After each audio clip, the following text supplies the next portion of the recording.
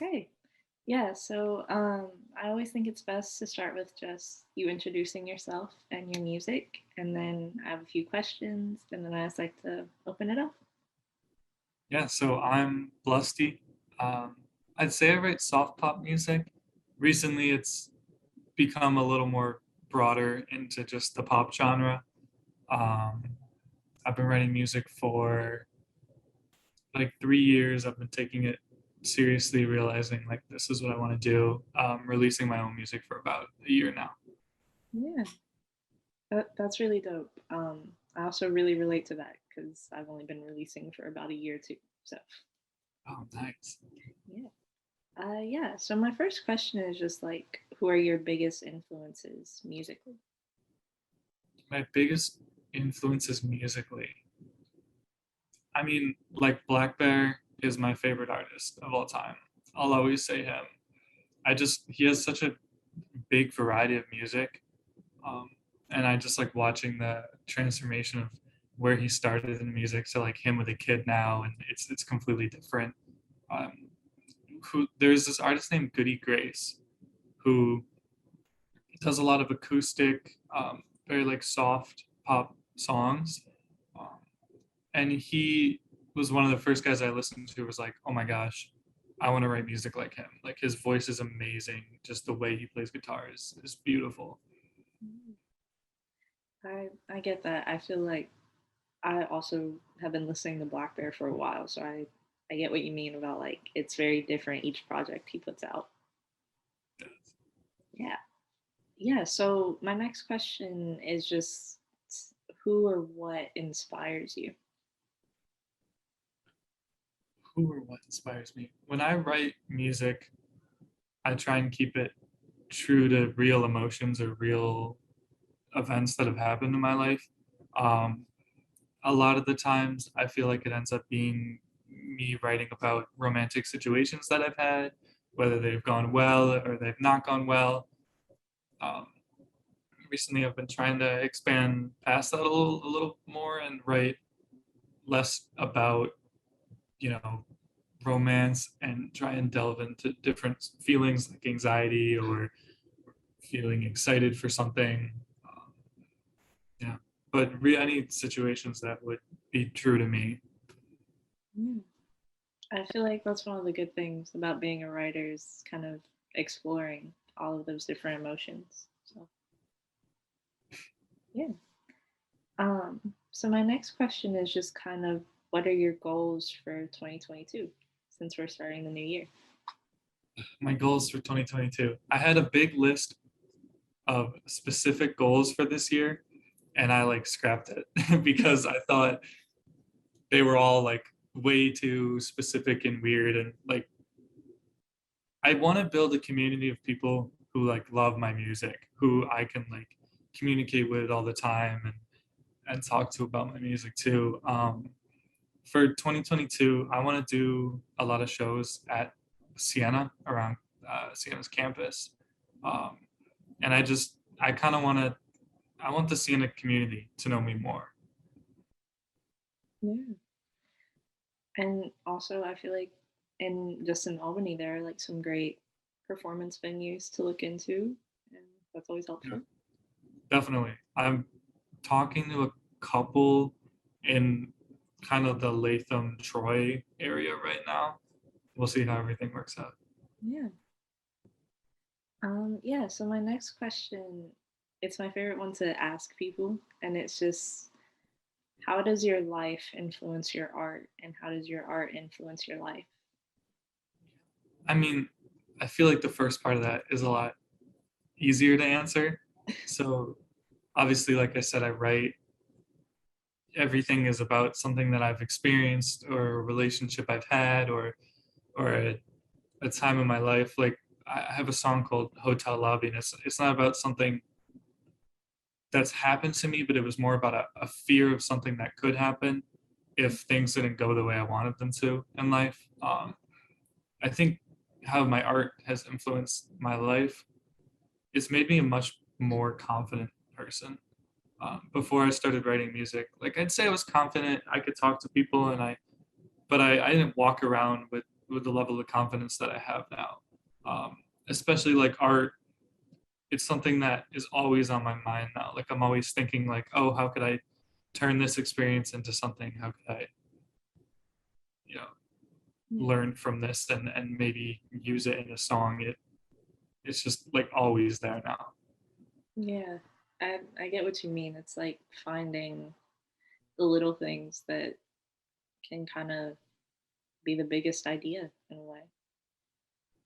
Yeah. Yeah. Yeah, so my last like official question is just anything that you have in the works, anything you'd want to plug, that kind of thing. Yeah. So I have 3 songs that are currently being mixed and mastered right now, and I'll be releasing those throughout the semester. But for something I'd want to plug, I just released a song called Tease. And it's about kind of a toxic relationship I had with a girl this summer. And the idea of the song uh, was sparked from a text that I had received from her. And that's kind of the hook and what it's based upon. But I'm really proud of the song. I put a lot of time into the like working on the production with my producer, the lyrics and making sure all the melodies are right. And then I started working with a new engineer and a new photographer just to make sure everything was as professional as could be. Yeah, that's really great. I'll definitely give it a listen later today if I have a chance. And yeah, yeah. So this is where I kind of like to just open it up to anything you'd want to talk about or anything you'd want an audience to know. Just because I don't know, I feel like as artists we don't always have the space to just talk to each other. So Ooh. Something that I've been trying to spread that I think is really important to think about is music as an extension of your emotions. I think it's not something that's separate. A lot of people will see it as like your emotions are here and then you write about them in this song over here. But I think it music can be used in a way to not only like tell people how you're feeling, but have them feel it as well. mm, Um, and when I first started writing music, my goal was to like make someone cry with a song.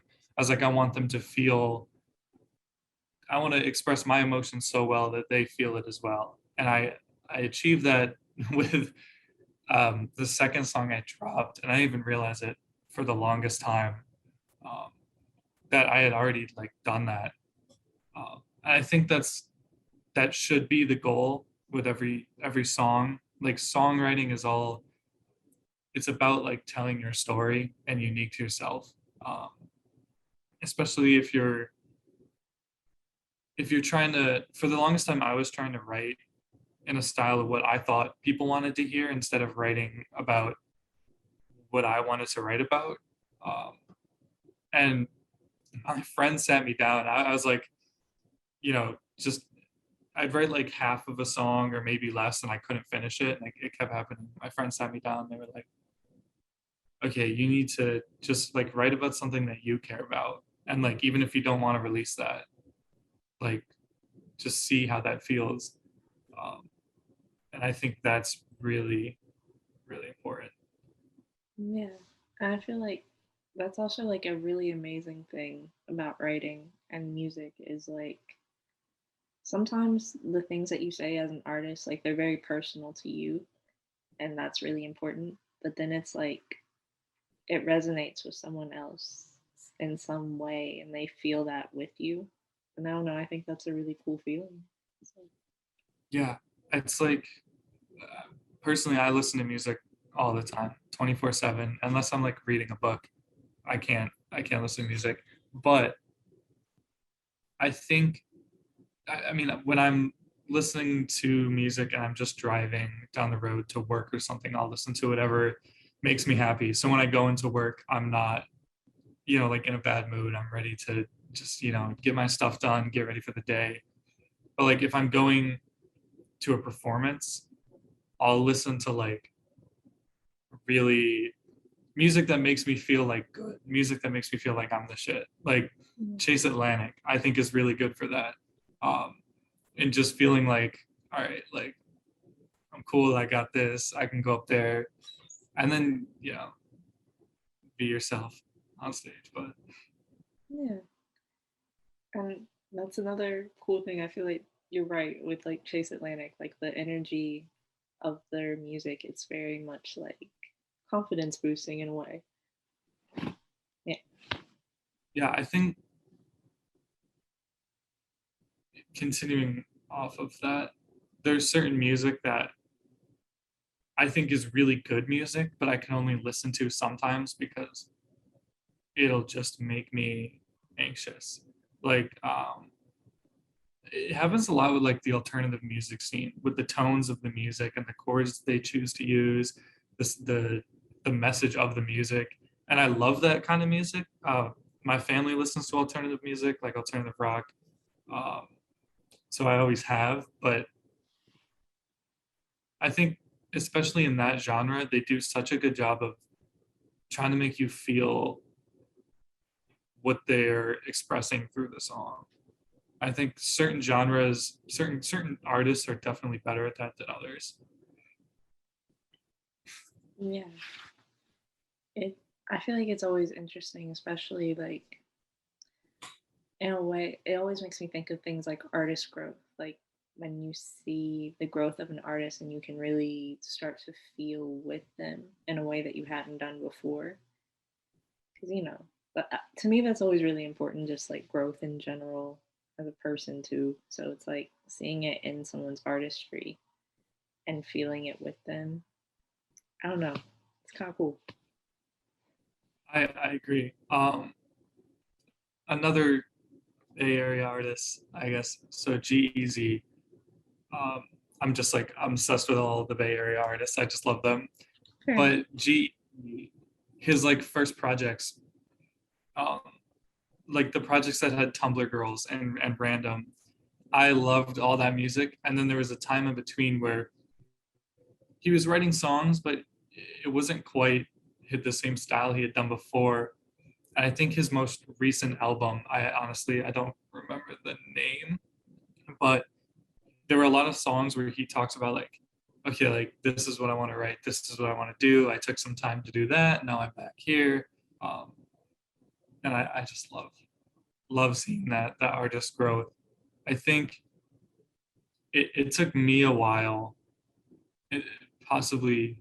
I mean, I'm still growing, obviously, but to realize that like you don't need to do something that, when you're writing music, it should be about what you're comfortable with. And if you feel like you're pushing a barrier, then it's not the right thing for you.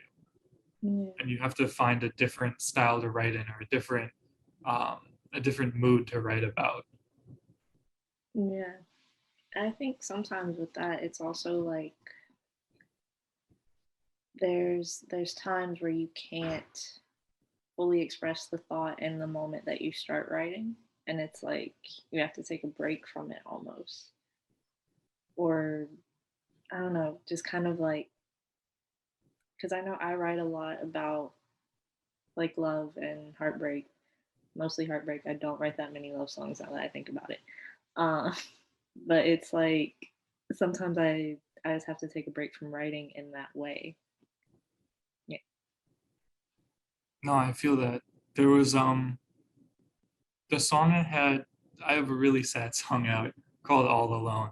And there were probably like 15 versions of that song before that song actually became a thing.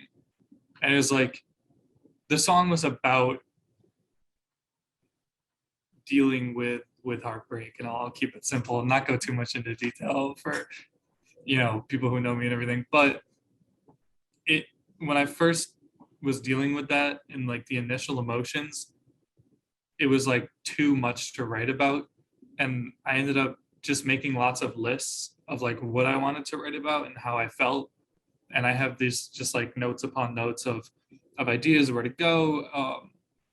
there were a couple songs that I had wrote. I don't play piano, but I know chords and music theory, and I can kind of lay out songs. There are a couple songs I wrote that way, and then I had used some YouTube beats for inspiration, and that ended up. Uh, I just was sitting one night and I was listening to a beat. It was kind of just a piano instrumental, and I wrote the song all alone to it. But that was like 2 years after the fact. So I definitely agree. It's like you have to be able to step outside yourself sometimes and like look back at the event, because when it first happens you're so jumbled and you just like don't really know how you feel. I think you're just confused at first. Yeah. Because there's it's crazy that you say that, like the 2 years, because there's two songs I have coming out in a few weeks, and the situation I was writing about, it happened like 2 years ago, 2020, right before the pandemic, and it was a lot to process, and I've written a lot of songs about it. But it's like now it's easier to write about it because I don't feel it as heavily. So yeah. Yeah, I think you need that like time to get that mental clarity to like really understand the situation and if understand how you process that situation. I think is more important, is really important, not more important, but really important, along with the emotions you had in the initial feeling of when everything happened. Um, I think this might just be true to myself. I think it's easier to write songs that are, I don't quite have the word for it, like fiery and feisty, or on the other hand, happy in the moment of when you're feeling that happiness, than it is to write songs about being sad in the moment of being sad. Yeah, no, I think I definitely agree with that because it's like when you're feeling like in a good mood, or even, I mean, I mostly like rap, so sometimes there was a cipher that we're working on, and when I was writing my part, it was more about I just wanted to write something fun, and in that moment, it was easy to do that because I wasn't worried about anything else. And then with the sad songs, it's like it took me a year to start writing about what I was feeling over that one situation. So, Yeah, it's almost like a fog in your brain that like keeps you from, it's even like coming up with simple rhymes. You're like, all right, what rhymes with door? What rhymes with door? And you're just like, you just can't think. So you just have to stop. Um, yeah, I have a song that I just wrote. It should be coming out later in the semester, more in the spring when it gets a little warmer. It's called Bad Day. But I just like, I was like, I'm going to put no pressure on this song. I'm going to ask my Instagram, what kind of song they want me to write. And this is not, I'm not like claiming originality to this idea. I've seen this done, a bunch of times. Um, but they chose like happy guitar fast.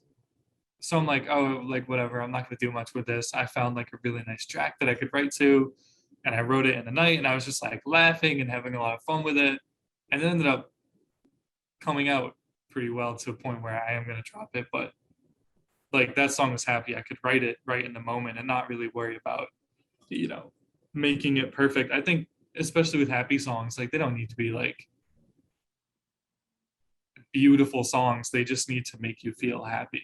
But like the sad songs, the ones that like you really want them to feel the emotion of being in that heartbreak, they need to be like beautiful. yeah, it's, I don't know. I feel like that's another thing. It's with heartbreak and stuff, the wording is so important almost, which is really crazy to think about because sometimes, in my opinion, I feel like sometimes simple wording is best. Like it's easier to tell the story. But then sometimes when you're writing something like that, it's like you want to use something that just makes it sound more, just more. Yeah. Yeah, like you want to use, oh my gosh, I know exactly what you're saying. because you want to use these, you want to give like credit to the situation. I don't know if that's the right word, but you don't want to like undersell the situation. So you want to use all these metaphors and all these like crazy lyrics and everything, but then like people can't relate as closely and then they might not listen to it. And then I think like the idea with songs is I think it's important to make them relatable. Like they don't all need to be relatable. If the song is about something that is so important to you, then like you don't need to make it relatable to everyone else because that's your song. Um, but like everyone, I feel like everyone can relate to heartbreak too. Yeah. So in that way, like if you make it relatable, people are gonna play it over and over again. The song I have, I mean, the best thing I heard was like my friend came up to me and they're like, "Hey, by the way, someone's playing your song in the girls' bathroom and they're crying." And I was like, "Oh, like I hope they're okay," but also at the same time I was like, you know, I'm glad people are using my song as like a vice to like help them get through their emotions. And that made me, I feel like bad saying that made me happy because she was probably going through some shit, but like I'm happy that she had something to help her with it. Yeah. And I feel like that's another thing with like heartbreak songs. When you think about it as a listener, it's the simple things that stick out to you about the song that just stick and help you deal with what you're dealing with. My friend was he's talking about a song. This is a song Jocelyn. Oh, Um yeah. and it's like about a girl who wasn't in a relationship with a guy, but they were clearly more than just friends. And that's like the first song I had listened to and he had listened to that had that message because a lot of heartbreak songs are about breakups. They're not about like we were almost there, but then you kind of went and ruined it, or you heard me, or it fizzled out, it didn't work. And that song does, you know, that's actually like kind of an upbeat song. You can play it at parties and things, but it also related to a whole new group of people who hadn't had that like heartbreak from an official relationship too, which I think is was super cool. Yeah. And also, I feel like Olivia O'Brien as a songwriter is just like, I don't know, I love her. So, Dude, her voice is so good. She wrote okay, wait, she wrote R.I.P. mm, I love that song. That song is like my summertime driving with the windows down, just like am I am I allowed to like swear? I never asked. yeah, that's totally fine. Okay, because I have been a little bit, but that's just like big like when you're feeling yourself, like fuck you energy to like, you know, the people that have kind of done you wrong.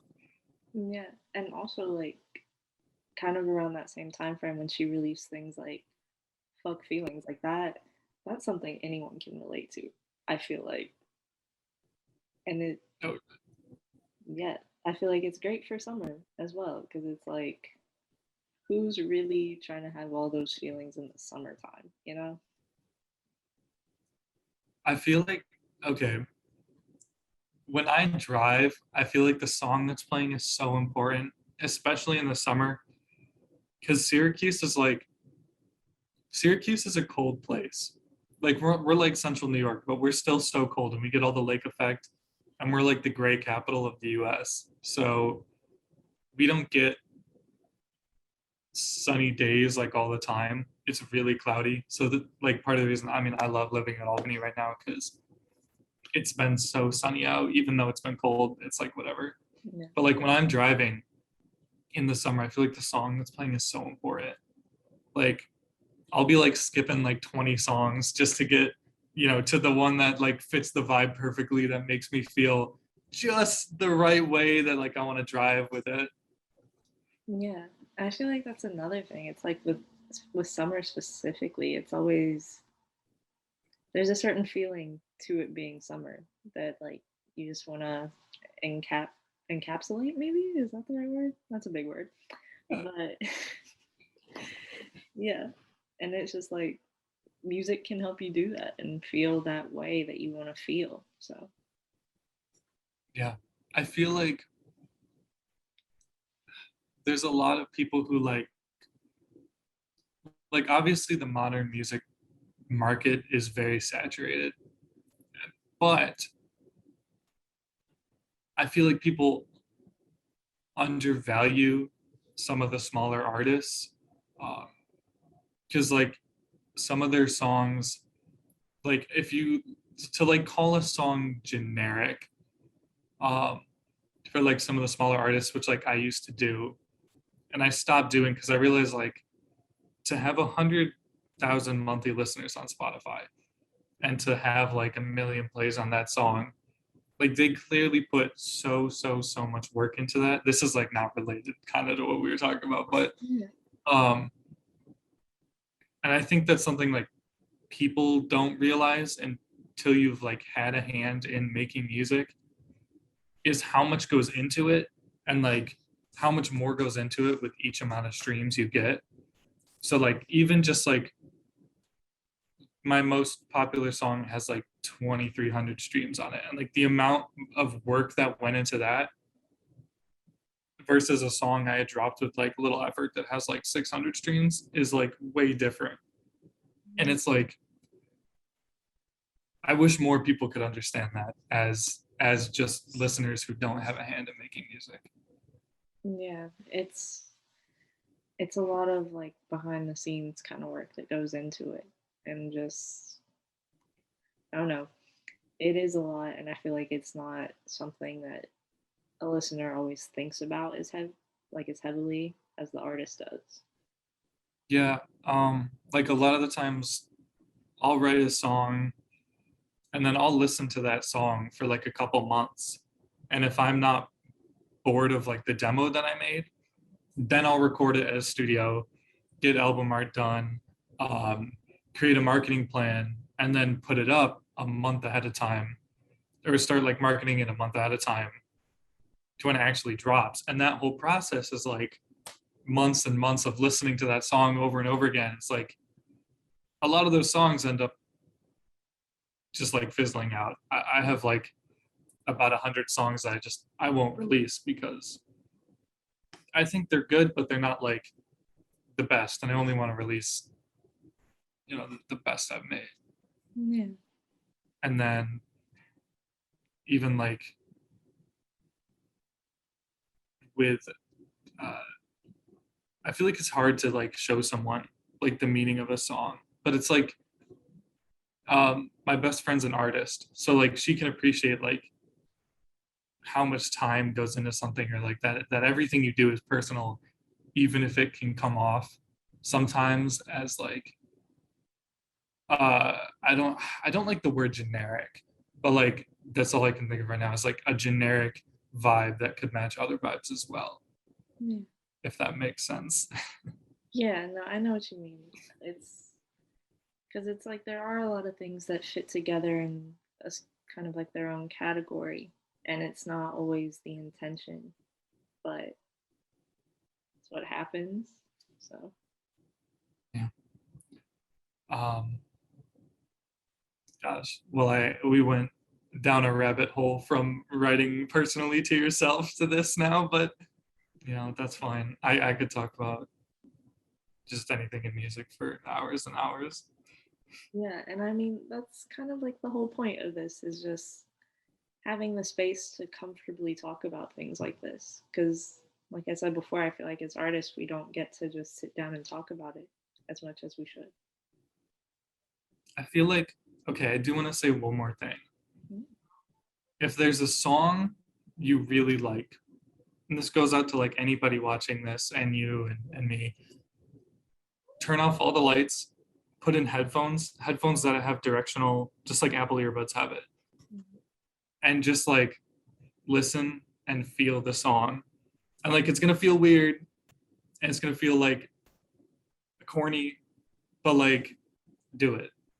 And I think that's like a whole different experience that I've been trying with different genres, from like pop, and I would do it with like some of the more songs I describe as like beautiful pop songs, like Clinton Kane, and some of his ballads. And then been trying it with like jazz and classical music. I think like everyone should try it. It's just such like building a connection to a song, and like you feel so much more than just like putting it on while doing homework. It's so great. Yeah, I'll definitely have to try that. I feel like that could be really interesting. Yeah, Yeah. that's all I have right now to say. Okay, and that's totally fine. Um, yeah. So I just want to say thank you for being a part of this. Like, it really means a lot to me personally. So yeah. Oh my gosh, yeah, thank you for having me on this. I was so excited. I was like trying to figure out what to wear, and like I was talking to my friends. I'm like, I don't know what I'm gonna like talk about. I needed to be like super good and everything. I was just super excited. Thank you.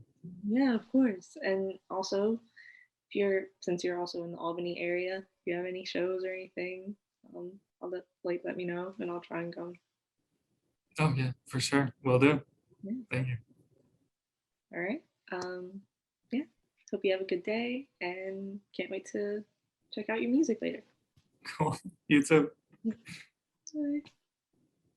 Bye.